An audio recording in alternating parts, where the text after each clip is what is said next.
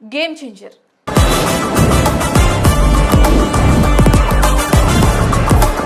ఈ సినిమాను ఏ ముహూర్తాన దిగ్గజ దర్శకుడు శంకర్, నిర్మాత దిల్ రాజు ప్రారంభించారో కానీ సినిమా విడుదలై రోజులు గడిస్తున్నా విమర్శలు మాత్రం ఆగటం లేదు.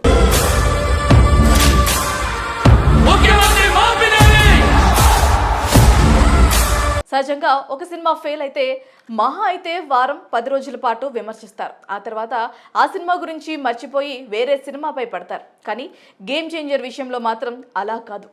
పనిగట్టుకొని మరీ యాంటీ మెగా ఫ్యాన్స్, మెగా హీరోలంటే గిట్టని వారు సోషల్ మీడియాలో ట్రోల్స్ చేస్తున్నారు. కాగా సినిమా మొదలు ఫస్ట్ షో నుండే సినిమా కథ బాలేదు అంటూ పూర్తి అవుట్డేటెడ్ స్టోరీతో రొటీన్ రొట్ట కథని చూపించారని మండిపడుతున్నారు. నీకు నాకు సెట్ అవ్వదు. ఒక మంచి జరగాలంటే ఏళ్ల తరబడి ఎదురు చూడకూడదు మామా. ఒప్పుకో. పోనీ కథ పాతదే అయినా కథనంలో ఏదైనా కొత్తగా ఉంటుందేమో అని అనుకున్నా. కానీ సినిమాలో ఏ అంశం బాలేదని నిర్మాత దిల్ రాజును, దర్శకుడు శంకర్, హీరో రామ్ చరణ్ను ట్రోల్ చేశారు. ఇంతటితో ఆగకుండా గేమ్ చేంజర్ కంటే పుష్ప చాలా రెట్లు బెటర్ అని, పుష్ప సినిమా కింద గేమ్ చేంజర్ ఏ మాత్రం పనికిరాదని, ఈ సినిమాకు 400 కోట్ల బడ్జెట్ వేస్ట్ చేశారని ఎవరికి తోచిన విధంగా వారు గేమ్ చేంజర్ను తిట్టిపోశారు.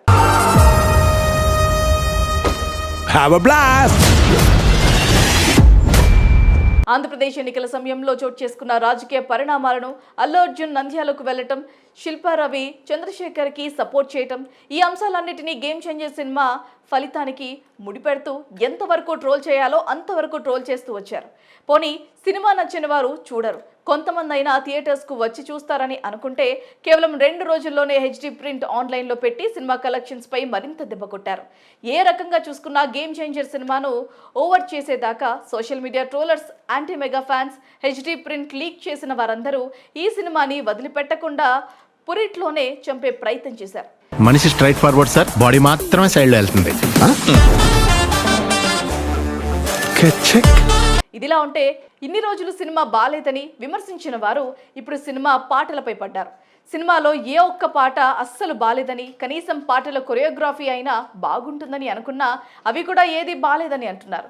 మరి ఈ నేపథ్యంలో యూట్యూబ్లో ఈ సినిమాలోని వీడియో పాటలు ఒక్కొక్కటిగా విడుదల చేస్తున్నారు. మరి ఈ పాటలు వీక్షించిన ప్రేక్షకులు స్పందిస్తూ పాటల్లోని కేవలం గ్రాఫిక్ మాత్రమే ఉన్నాయని, దర్శకుడు శంకర్ గ్రాఫిక్స్ పైన శ్రద్ధ పెట్టాడని, పాటలకు కలిపి 75 కోట్లు వృధా చేశారని అంటున్నారు.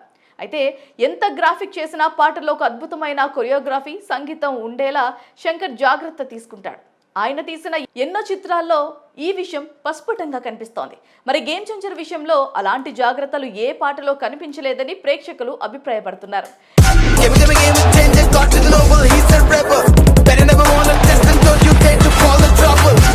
కాగా ఇందులోని దోమ్, హైరైనా, జరగండి, రాచుమ్మ అన్ని పాటల్లో కూడా ఏది కూడా ఆకట్టుకునేలా లేదని విమర్శిస్తున్నారు. మొత్తంగా ఇన్ని రోజులు సినిమా కథపై పడిన విమర్శకులు ఇప్పుడు ఈ పాటలపై పడుతూ చిత్ర నిర్మాణ సంస్థ దిల్ రాజు, రామ్ చరణ్, దర్శకుడు శంకర్ ఇబ్బందికరంగా మారారు.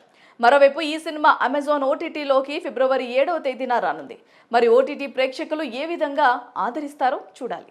నువ్వు 5 సంవత్సరాలు మాత్రమే మినిస్టర్, నేను చనిపోయే వరకు IAS.